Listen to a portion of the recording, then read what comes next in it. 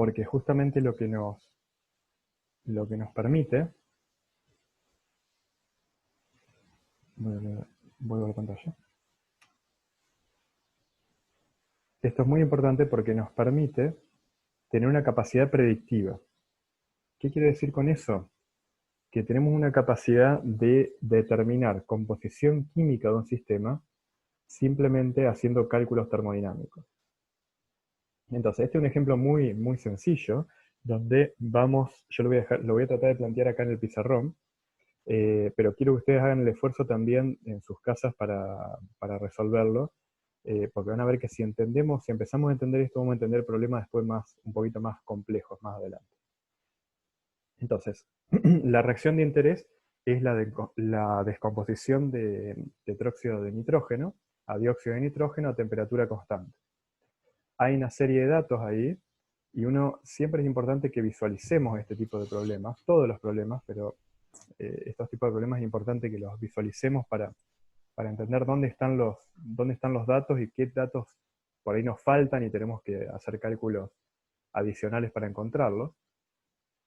Entonces fíjense que ahí lo que se plantea es colocar una masa, ¿sí?, 10 gramos de tetróxido de nitrógeno, en un recipiente que tiene un volumen dado y a una temperatura dada.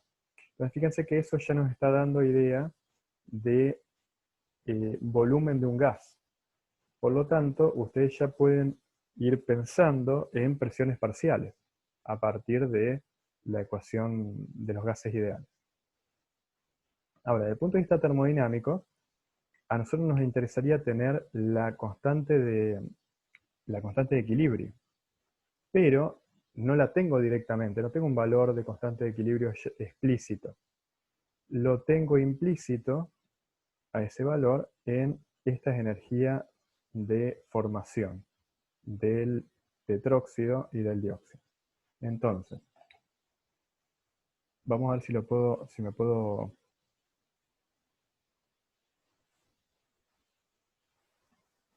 visualizar el pizarrón.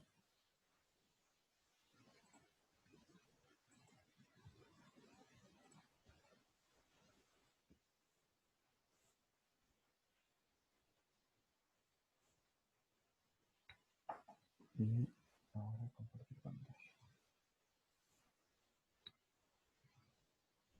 No.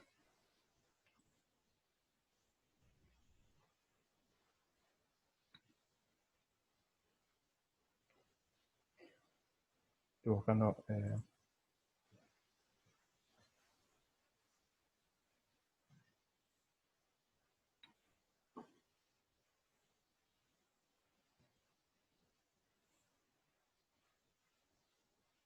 pero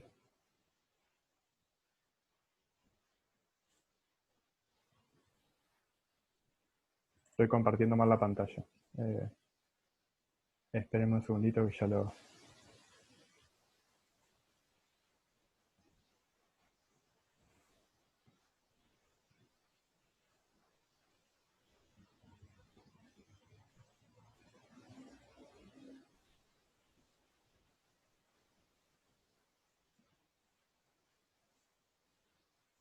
Perdón.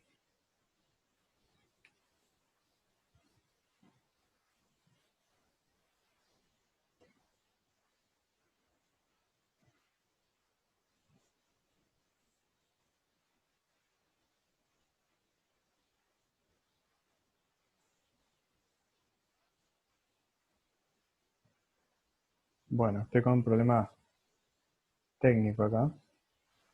Estoy tratando de compartir la pantalla de mi celular,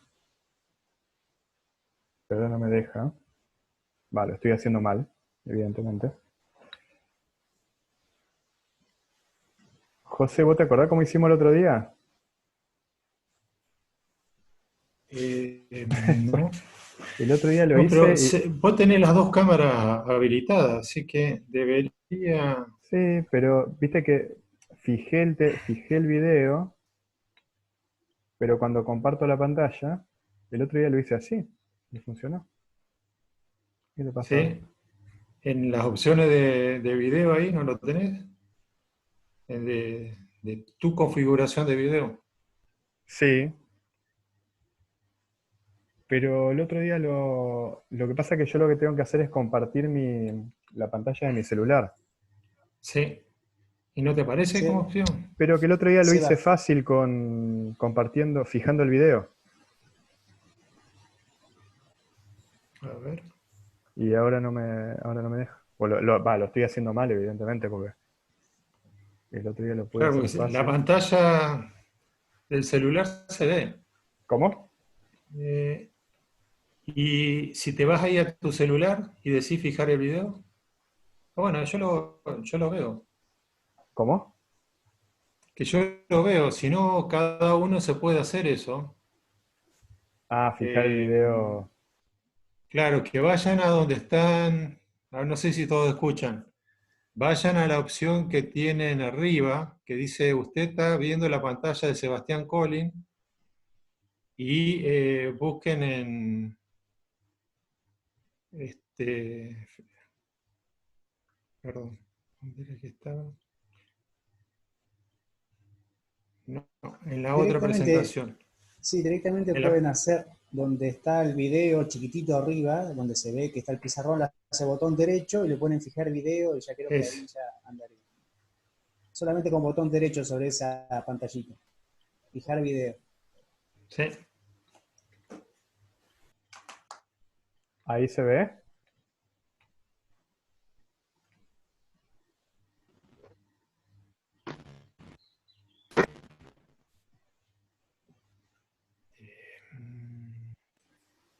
Sí se va, por lo menos ahí algunos lo están viendo. Bien. Ahí le contesto a la turca que está preguntando, turca, tenés que ir allá donde está la vista de todas las pantallitas, digamos, que creo que ahora hay dos solamente, la de Sebastián y la del pizarrón, y hacerle botón derecho sobre la pantallita del pizarrón, y ahí te va a salir una opción que dice fijar video. Entonces solamente vas a ver esa pantalla, no vas a ver la otra donde estaba Seba antes.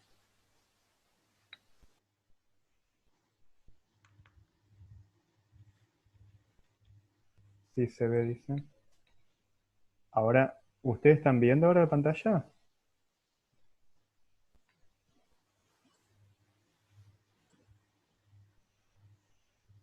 ¿Sí? ¿Se ve bien?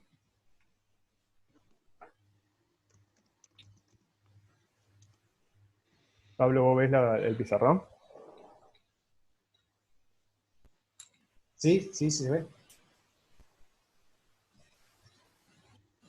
Bien. Bueno, salvado el incidente tecnológico, vamos a ver si podemos trabajar un poquito acá con el pizarrón. Entonces, esta es la reacción que... Esto hace un poquito de autofoco.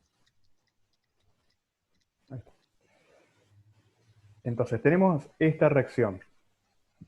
Lo que tenemos que plantear acá es el delta G estándar de reacción, que va a ser igual al dos veces la energía libre de Gibbs de formación del dióxido de nitrógeno menos la energía libre de Gibbs de formación del tetróxido.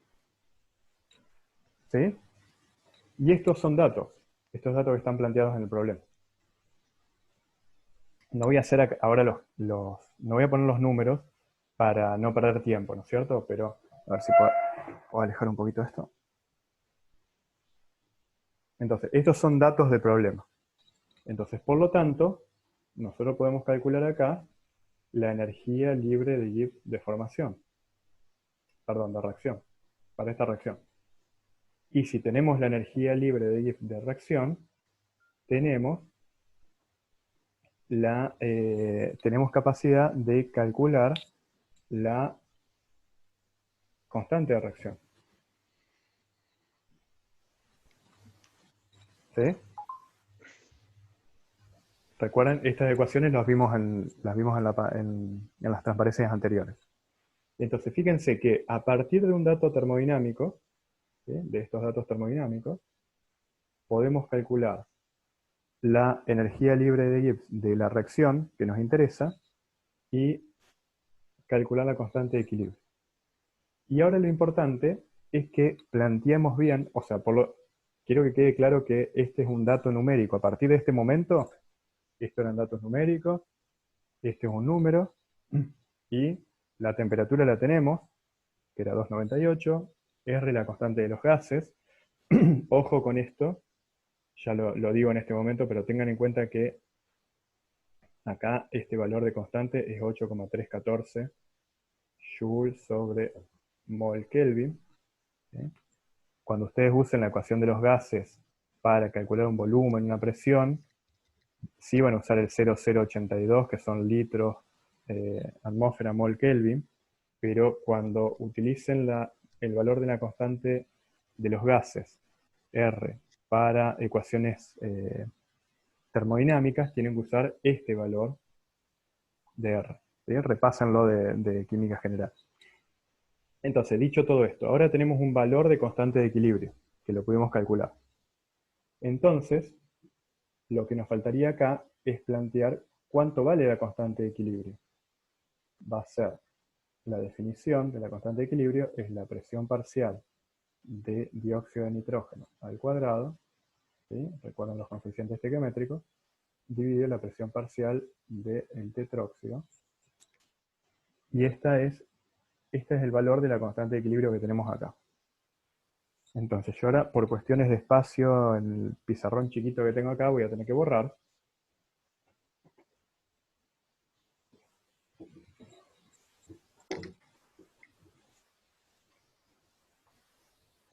Pero fíjense que ya tenemos planteado el problema como para calcular la composición de equilibrio, que es lo que nos piden.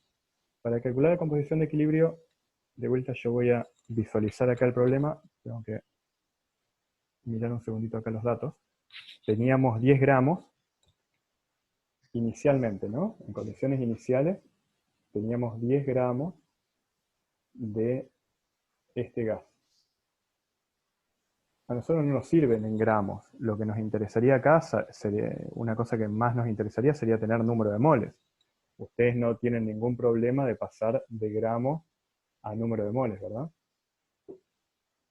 Entonces vamos a tener una cantidad inicial de tetróxido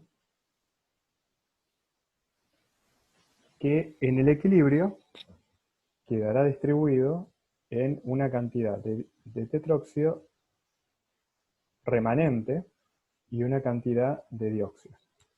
Ahora, ¿cómo hacemos para cuantificar esas cantidades? ¿Cómo hacemos para saber qué cantidad tengo de cada uno en el equilibrio? Vamos a usar el valor de la constante. Entonces, ¿cómo planteamos una situación de equilibrio? Y fíjense que este planteo es general para cualquier equilibrio que se nos ocurra. ¿Sí? Ahora lo estoy usando para gases, pero después lo vamos a usar para ácido-base, para equilibrio de cálculos de pH y demás. Vamos a plantear, por ejemplo, o sea, yo puedo plantear acá un grado de avance de reacción. ¿Sí? Y acá me van a aparecer, fíjense los coeficientes estequiométricos.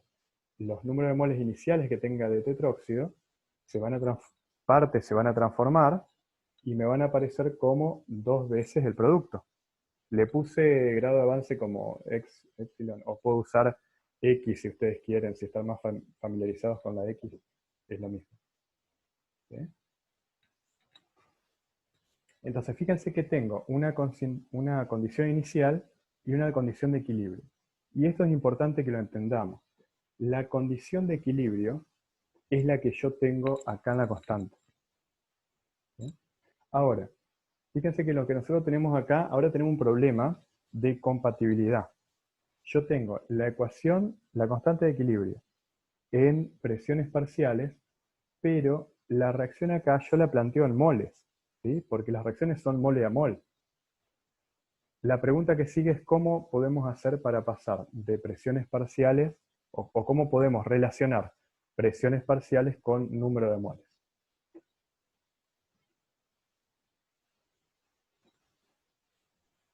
Y acá tenemos que pensar en otras relaciones que ustedes conocen. Por ejemplo, fracciones molares. ¿Se acuerdan que las fracciones molares de una especie I es igual a la fracción molar, perdón, a los números de moles de esa especie I dividido el número de moles totales. Y otra cosa que nosotros sabemos es que la presión total es igual a la fracción molar por la presión parcial. Vamos a ponerlo acá. La presión total de un sistema, perdón, lo escribí al revés. La presión parcial de una especie I es igual a la fracción molar de esa especie I por la presión total. ¿Sí? Entonces fíjense que tenemos ciertas relaciones que podemos utilizar. Entonces, una forma de plantear este problema sería, a ver si me alcanza el pizarrón, plantear que la constante de equilibrio es igual a la fracción molar de dióxido de nitrógeno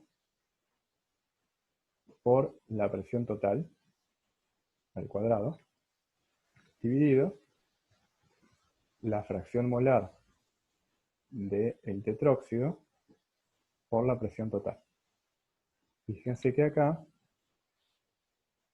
me va a quedar la presión total al cuadrado y la fracción molar de I al cuadrado. Este se me va con este.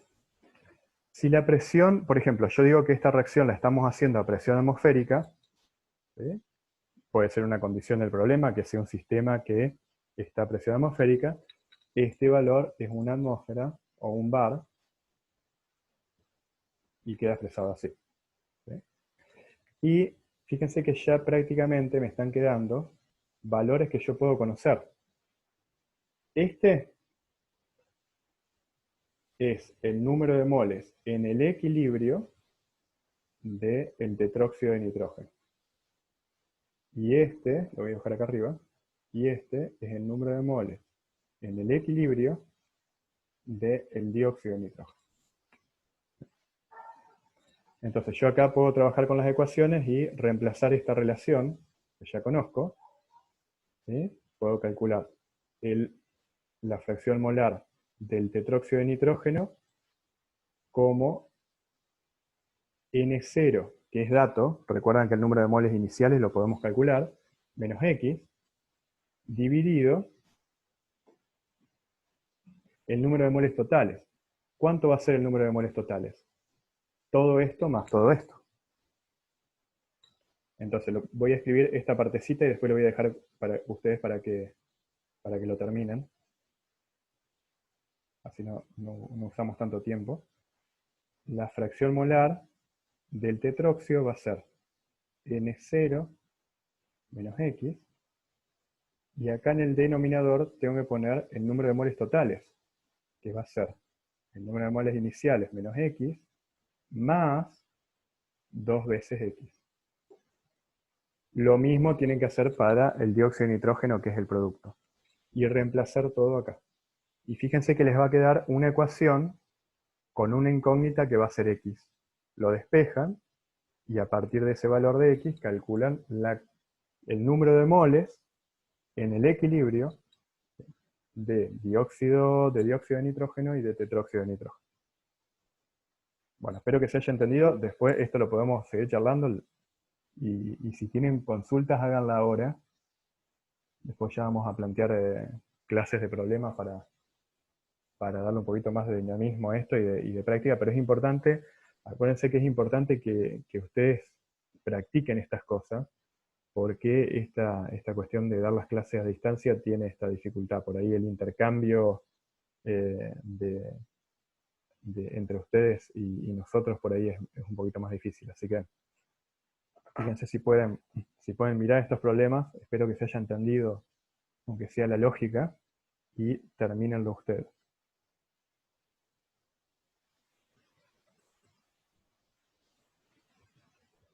Bueno, suponiendo que se entendió un poco el problema, vamos a volver a la presentación. Quiero avanzar un poquito más.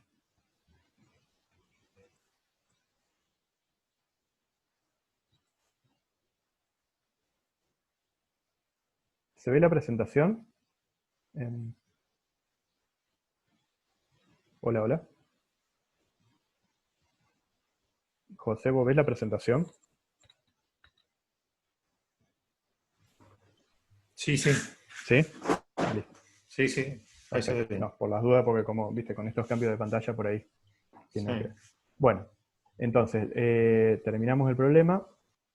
Vamos a continuar. A ver, ¿qué es lo que hicimos hasta ahora? Mientras se cambia la pantalla, planteamos desde el punto de vista de, de la formalidad o del formalismo de una función termodinámica como es la energía libre de Gibbs, el cálculo de una composición de equilibrio.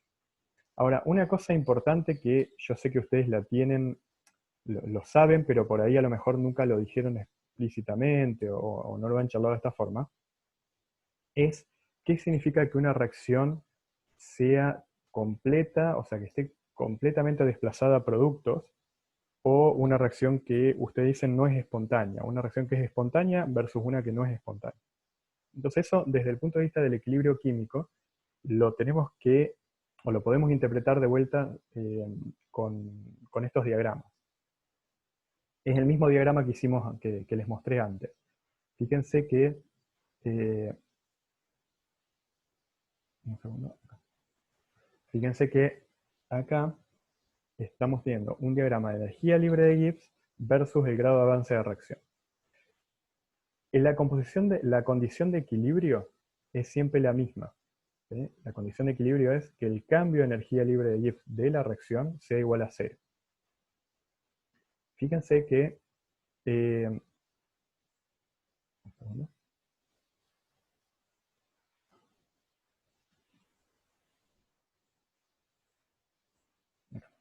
Fíjense que en este caso, esta reacción química, su composición de equilibrio está muy muy cerca, lo puse exageradamente cerca de, de los productos. Por lo tanto, en este ejemplo, lo que nos está indicando que esta reacción va a estar desplazada hacia productos.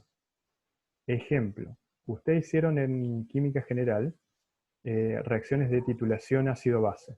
Por ejemplo, titularon, no sé, ácido clorhídrico con hidróxido de sodio o un ácido fuerte y un ácido débil. ¿Qué es lo que ustedes esperan en ese caso? Que cuando cae una gotita, supongamos que tenemos una base abajo y un ácido en la bureta, cada vez que cae una gotita de ese ácido, los protones que estoy poniendo en solución son automáticamente consumidos por los oxidrilos que están en la solución para formar agua. Y esa reacción, lo que nosotros decimos, está totalmente desplazada a productos. Este sería el caso. Ahora, hay reacciones que no. Cuando ustedes ponen un ácido débil, esto también creo que lo saben, si ponen un ácido débil como, no sé, ácido acético, en agua, una parte pequeñita de ese ácido acético se va a desprotonar y va a quedar como acetato en solución y como protones. Pero la mayor parte de ese ácido acético va a quedar asociado. Y el protón va a quedar adentro de la molécula del ácido acético. Por lo tanto, si yo planteo esa reacción de desprotonación de un ácido, va a estar cerca de producto. Perdón, va a estar cerca de reactivo. Entonces, este es el concepto que tenemos que manejar, que tenemos que pensar desde el punto de vista de reacciones que están desplazadas hacia productos y hacia reactivos. Y esto se lo estoy diciendo porque tiene mucho que ver con el ejemplo que justamente le di recién, de un ácido débil. Vamos a estudiar ahora, vamos a pasar por reacciones de equilibrio, reacciones de equilibrio químico, en el caso de ácido-base, que están limitadas por el equilibrio. Entonces, antes que eso, antes de llegar a hacer cálculos de composición de equilibrio en fase acuosa para ácidos y bases, vamos a hacer un repaso, mejor dicho, más que un repaso, vamos a ver algunas definiciones de qué es un ácido y vamos a verlo desde el punto de vista de Bronsted y una forma que creo que va a ser nueva para ustedes, que es la acidez desde el punto de vista de Lewis. Entonces, rápidamente, ¿qué era un ácido de Bronsted? Un ácido de Bronsted era un dador de protones. Yo tengo esta especie que es ácida, me va a dar su base conjugada, y va a reaccionar en este caso con el agua, que es el solvente, la mayor parte de las veces, y nos estamos quedando sin tiempo otra vez. Bueno, quedan 10 minutos. Yo voy a avanzar ahora, todo lo que pueda, y me parece que vamos a continuar el viernes. Igual esta es una clase larga y tenemos, digamos, un tema largo, un tema bastante largo, que lo vamos a ver en varias clases, así que no es la idea verlo todo en un solo día. Yo voy a avanzar ahora con lo que queda de minutos hasta lo que pueda, y continuamos el viernes en el horario de clase. Bien, entonces, el ion hidronio, ¿sí?, que está acá, que es la molécula de agua protonada.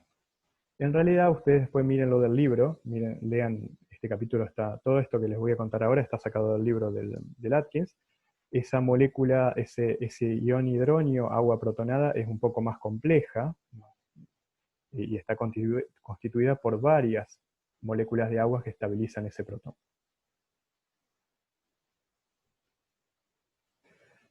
Definiciones de ácidos y bases. Un ácido débil como el ácido fluorhídrico reacciona con agua, se protona dando el ácido conjugado, que sería el ion hidronio, y me va a quedar la base conjugada como el anión fluoruro.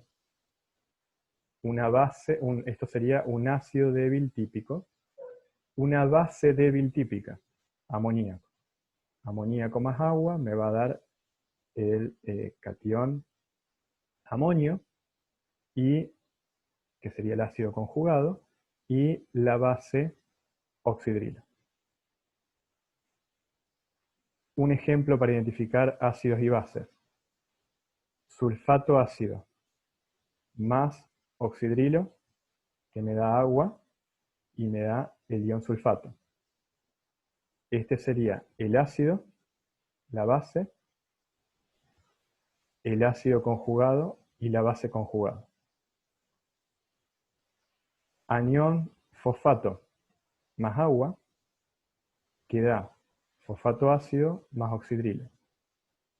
Esta sería la base, el ácido conjugado y la base, ¿sí?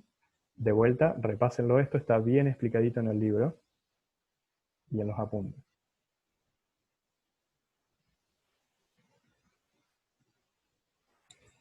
Definiciones termodinámicas, o definiciones de constantes de equilibrio.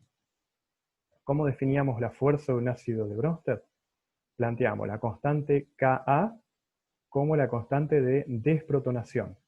Tengo el ácido más agua, ion hidronio y base conjugada.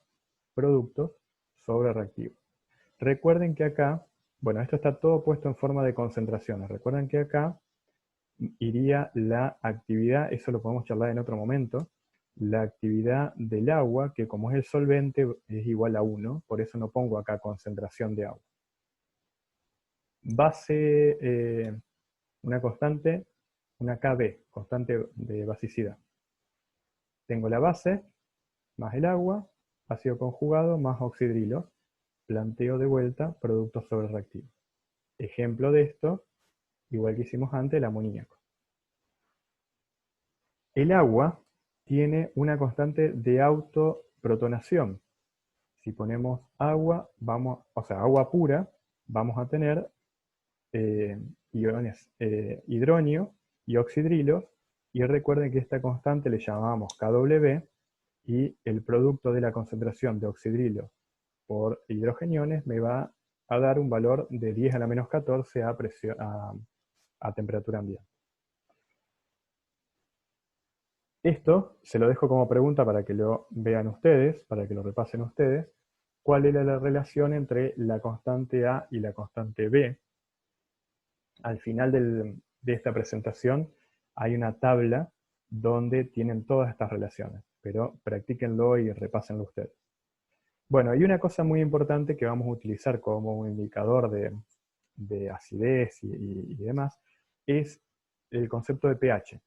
Recuerden que la definición de pH es el menos logaritmo decimal de la concentración de hidrogeniones en solución.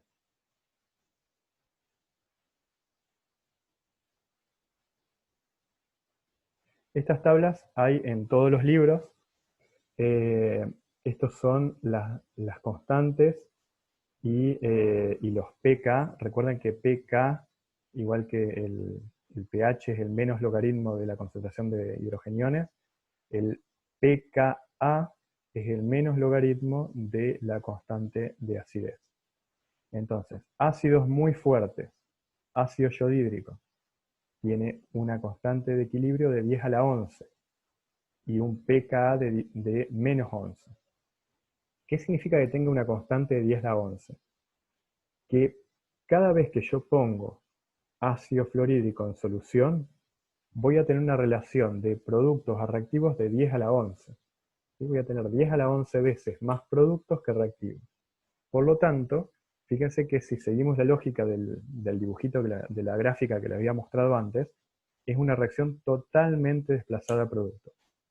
De hecho, cualquiera de estos casos de ácidos fuertes, nosotros desde el punto de vista práctico lo que vamos a decir es que todos los moles que yo ponga de ácidos fuertes en agua, cualquiera de estos ejemplos, van a estar totalmente desprotonados, porque tiene una constante muy, muy grande. Entonces ustedes ya saben que el ácido clorhídrico es fuerte, que el ácido sulfúrico es fuerte, que el bromídrico, que el perclórico. Fíjense que es una lista bastante escueta, o sea, no son 1.000.000 no son 100 ácidos fuertes, son algunos. Y ustedes la mayoría de estos lo tienen que, por lo menos tienen que saber cuáles son los ácidos fuertes y cuáles son los ácidos débiles más comunes. Ácidos débiles. Ácido sulfuroso, ácido fosfórico, ácido fluorhídrico, ácido acético, entre comillas, ácido carbónico y el bicarbonato, que acá tienen todos los valores de las primeras constantes de disociación y de la segunda. Fíjense que cada vez son más débiles. Pregunta para que piensen ustedes y para que vean con los datos que tenemos acá y con los datos que tienen al final de esta presentación, con una tablita que tiene al final de presentación. Esto para que lo piensen un poquito. Si yo tengo un ácido débil, su base conjugada, ¿qué va a tender a hacer? Esto es muy importante que ustedes tengan este manejo del concepto de ácido base. Y esto está asociado a el pH que va a tomar una solución de las sales, que yo tenga. Por ejemplo, si yo tengo, pregunta para ustedes, si yo tengo, a ver acá, bicarbonato de sodio. El bicarbonato de sodio es algo que la mayoría de ustedes estoy seguro que alguna vez vieron y hasta utilizaron. Si ustedes ponen bicarbonato de sodio en agua, la pregunta es, ¿qué pH va a tener esa solución? ¿Va a ser una solución ácida o una solución básica? Eso ustedes lo tienen que poder saber cualitativamente, no les estoy pidiendo el número, sino que ustedes cualitativamente sepan si una solución, en este caso, de un ácido débil con una base fuerte, como sería el hidróxido de sodio, ¿sí? Recuerden bicarbonato, usted lo puede interpretar bicarbonato de sodio como la mezcla de ácido carbónico más hidróxido de sodio, que creo que es la forma en que lo han estado viendo. Entonces una sal fuerte débil. Les repito la pregunta, ¿qué pH o cómo sería el pH de una solución de bicarbonato de sodio? El mismo ejemplo podemos hacer para una solución de cloruro de amonio. Acá tiene el ion amonio. ¿Cómo sería una solución de el pH de una solución de cloruro de amonio? Que de vuelta es fuerte débil. Bueno, nos estamos quedando sin tiempo, así que dejando esta pregunta, ¿sí? Para que ustedes la piensen y la respondan. Tienen todo este tipo de problemas en el libro, sí, en el libro y en las guías de coloquios. Vamos a dejar para el viernes a la mañana, después le mando la invitación para hacer la próxima clase.